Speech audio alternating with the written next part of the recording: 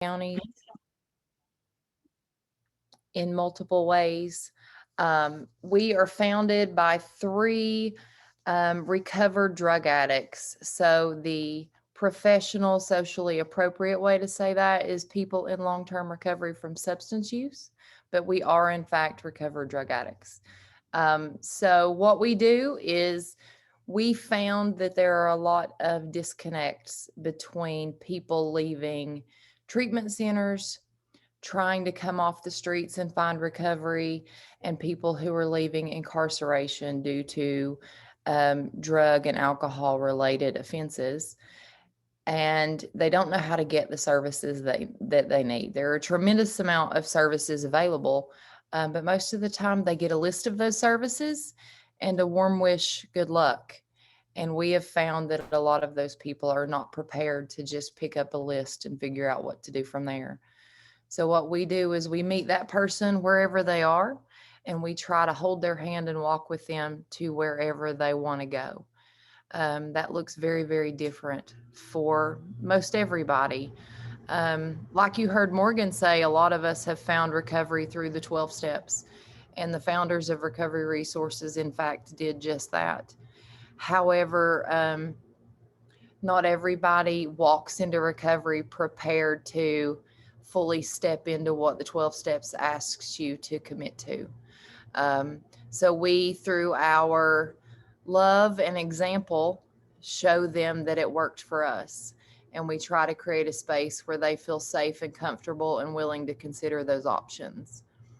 So, most recently, we have been providing a donation program where we take donations of household items, furniture, pots and pans, bedding, towels and washcloths, and hygiene items. We take all of those items in. We store them at Summit Leadership, with whom we have a partnership.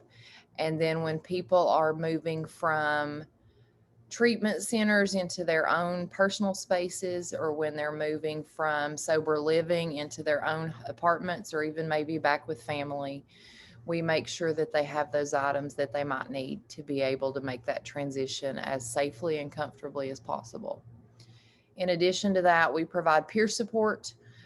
We have two people on the LADAC track, which is the licensed alcohol and drug addiction counselors.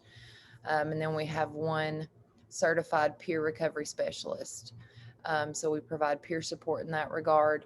We're all strong members of this recovery network here in Johnson City. So we connect them with 12-step groups. We connect them with faith-based groups who support people in recovery. We make treatment referrals all over the state, Southwest Virginia, Western North Carolina.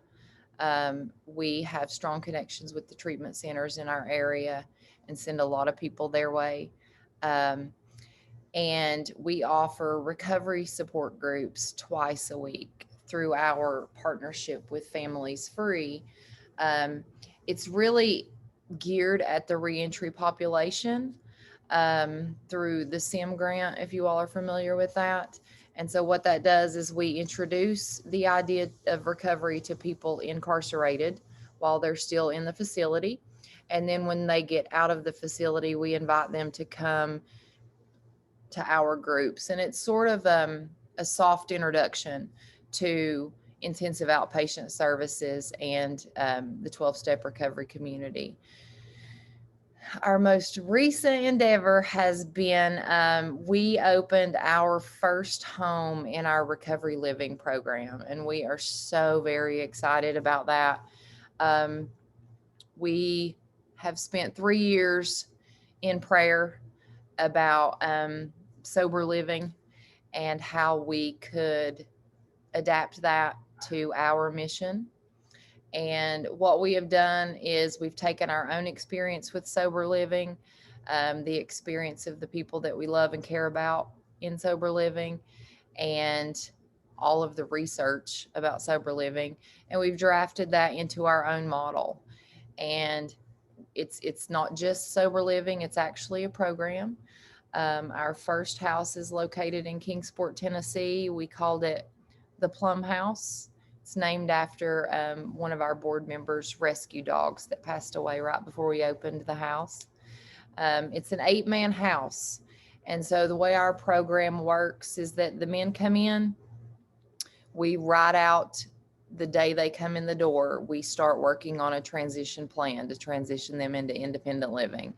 And that involves a tremendous amount of case management. We start working with them on employment from day one. We start working with them on getting their driver's license back, getting reconnected with their families, and finding a way to engage recovery that supports what they want to do for their lives. Our program is pretty intensive. So we have cameras all over the house. If they are in any common area in our home, they are under surveillance. The front and back doors of the home are under surveillance. They have to sign in and sign out when they come to the home, as well as any visitors. They can only have visitors during curfew hours, which is 6 a.m. to 10 p.m. After curfew, they cannot have anybody in the house. There's no overnight visitors allowed. Um, there's one man that has an individual room. Everybody else shares a room. Um, we supply them with initial hygiene, food, bedding, and clothing if they need it. We get them connected with food stamps. We get them connected with a cell phone. Um, and then, like I said, out the gate, we get them connected with employment. Now, while they live in our house, they're required to attend a minimum of 3 recovery meetings per week. Doesn't have to be 12-step, though we strongly encourage it. They can engage Celebrate Recovery or Smart Recovery or any other means, as long as it's recovery focused. In addition to that, we bring into the home one 12-step recovery meeting per week. We bring in a curriculum-based meeting every week, hosted by a master's level social worker. And then we bring in a life skills group twice a month that is required. We open the home on June 1st. And since we've opened, the life skills has been focused on cooking and culinary skills. It was just what fit the need of the men that were in there at the time. A lot of them had no idea how to cook. They could boil water, and that was the extent of what they could do. So we have a good friend in the recovery community with a culinary arts degree, and she offered to do some service. So she comes into the home twice a month, uses the food in the pantry, helps them pull together a meal, eats with them, and then teaches them how to clean up after themselves. So it's a win-win for everybody. Next week, we're going to have Sherry Barnett, our regional overdose prevention specialist, come in and do Narcan training for our life skills class.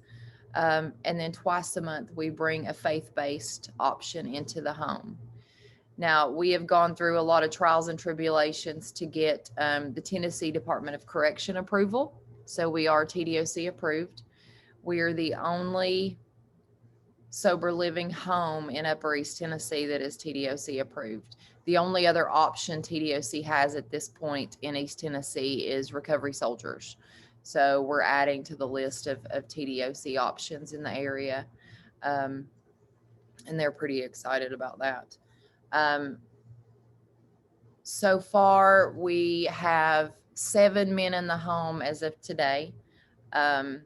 We accepted our 8th gentleman yesterday, but he won't be here for about 2 weeks. He's coming out of a work camp in Memphis. All of our men are currently employed. They are currently attending 12-step meetings, and several of them are re-engaging with their families and their children. So a month in, I would call it quite successful. Now, we are well aware there's going to be trials, there's going to be tribulations, and we are not naive to think that that won't happen. But thus far, we've been super blessed in our endeavors, and we are hoping to continue. The need far outweighs what we're able to provide. So we are currently negotiating on another home in Kingsport. And my goal, because I'm a Carter County girl, born and raised in Hampton, Tennessee. So I would like to see us bring homes to Carter County as well, because Carter County has a lot, but we do not have sober living. So I feel like it would be of great benefit to the area. Um, and that's on our list of things to do. Now, one thing I will tell you about me is I don't like to hear myself talk. So I would love for you all to engage and ask me questions. Nothing is off limits. You just said the magic word, Tabitha. What is This is that? Tony DeLucia.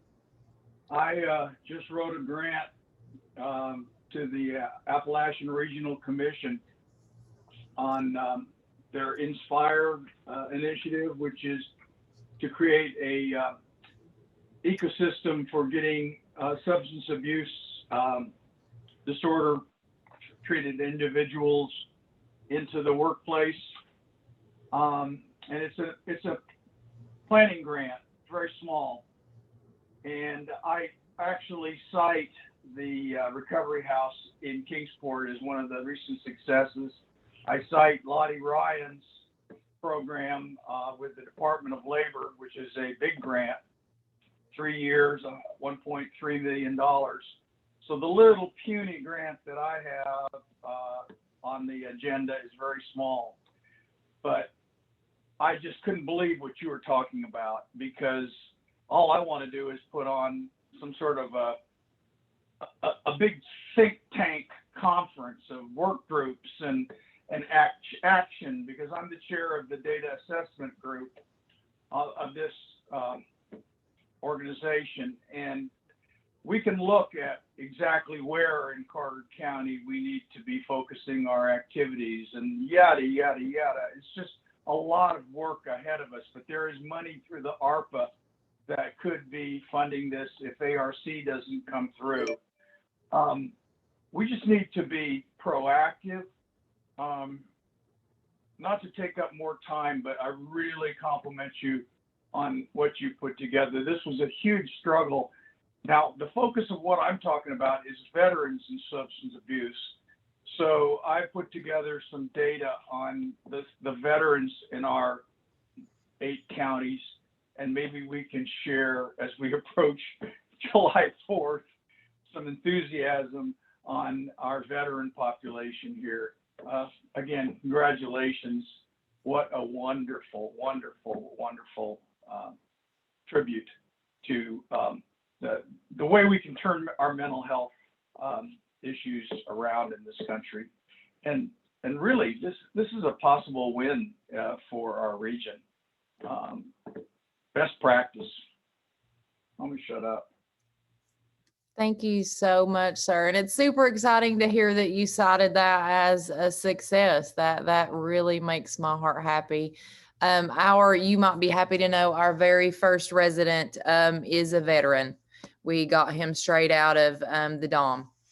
And so he's done very successfully in our program. I had a question about the whole faith-based requirement. What about people who either have a different kind of faith background, or maybe have religious trauma, or maybe are atheist? What about those people? How do we get help for them? So the faith-based is not a requirement. It is an option. The faith-based is completely optional. We do not believe that needs to be required for the very reasons that you mentioned. Okay, So cool. it's optional, and we offer alternatives. So when we say faith-based, we mean spiritual. So Okay. Sometimes it gets a little twisted and people think we automatically mean Christian, and that is not, in fact, what we do. We offer spiritual counseling. We offer yoga, meditation, mindfulness, all of those things. But all of those things are, in fact, optional in our program. Awesome. Thank you for the clarification. Appreciate it. You're welcome.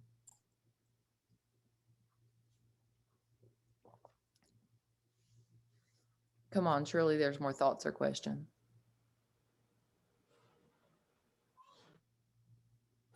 So Tab, how can we support you? That is a great question, Jillian.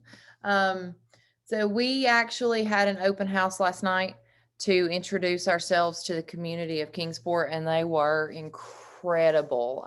They showed up and showed out. It was tremendous.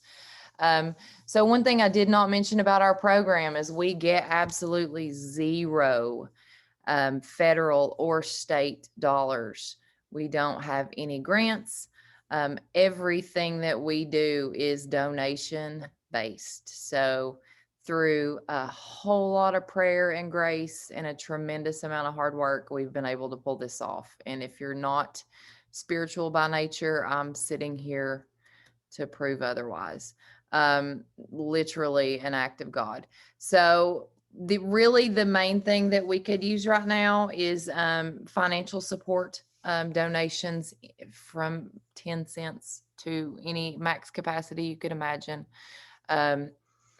We're still taking in all of those furniture donations, housing, any sort of thing that you can think of that you might need to move into your own apartment. We take all of that stuff in. The only thing we're not really taking in large quantities is clothing, just because we have a tremendous amount of clothing stockpiled, and it doesn't move very fast. We have an Amazon wish list for the house. And as I said, we are in negotiation to open another one. And so we have some pretty significant expenses when we open a house. We have to buy the security system and all the cameras, and there's a lot of them. Drug testing is a tremendous expense. I don't suppose I mentioned that when I was talking about the house. We drug test the guys a minimum of once per week, and we use 20 panel tests. So we're testing for all the new designer drugs that don't show up on a lot of the smaller panel tests. We're testing for gabapentin, kratom, ketamine, alcohol, all of the stuff. And so the drug tests alone run us about $800 a month for this 8-man house. So the next house we're looking at is a 10-man house. 10-man house. That would be the number 10. My Southern accent gets that confused. So the drug tests are going to be exorbitant there as well. So financial support, I'm happy to send our Amazon wish list out if anyone's interested. I did put my email address in the chat. Please reach out to me if you're interested in supporting us in any way. All of that is very, very helpful. Very, very helpful. We do the life skills in the home. So if you have a skill that you are very, very good at, and when I think of life skills, I promise you, some of these gentlemen were raised in prison. So life skills can be, how to wash dishes, how to study, how to write a resume, how to do a budget, how to open a bank account. I mean, literally, some of them are struggling with basic life skills. So if you will let me know if you have something that you might be able to offer, would greatly appreciate it. Hey Tabitha, what about do any of these people that you know of have any kids? Could maybe use like parenting classes or anything? They do have children, and we're in the works with Families Free, which is a partnering agency, to offer some nurturing parenting to them. And one of our co-founders, so my co-founders are Craig Forrester, who works with Sullivan County Anti-Drug Coalition, and Roger Powell, who works with the Inside Alliance, which is the Washington County Anti-Drug Coalition. And we have partnered with Jillian in every way we know possible in Carter County. So one of my co-founders, Craig, he just got trained in a parenting, I wish I could remember the name of it now, but I cannot, and I apologize. But he's going to start offering that to the gentleman as well. So all of those things. We have one man who is actually married and working on reuniting with his wife and family. So we're thinking about trying to find some sort of counseling and therapy for him specific to marriage and recovery from substance use. So if you all know any specialists in those areas, please don't hesitate to let me know.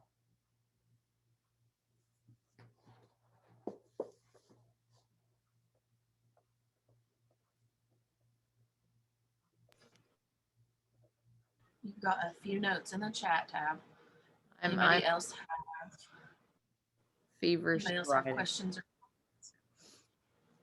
Love that.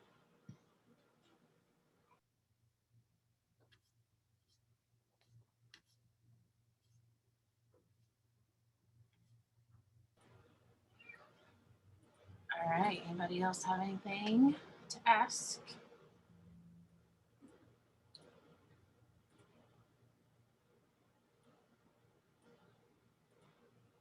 Okay, thank you for being here, Brand, and for everything that you're doing. Super You're very grateful for you welcome. and your awesome work. So, okay, so we will move into our breakout rooms. So feel free to join wherever you feel comfortable or want to be. And so reminders that Committee A is substance use and ACEs specific with Dolly. Committee B is, I don't know what we are, action and awareness and all kinds of stuff. And then Committee C is data with Dr. DeLucia. So I'm going to open breakout rooms now. Let me know if you need help getting in one.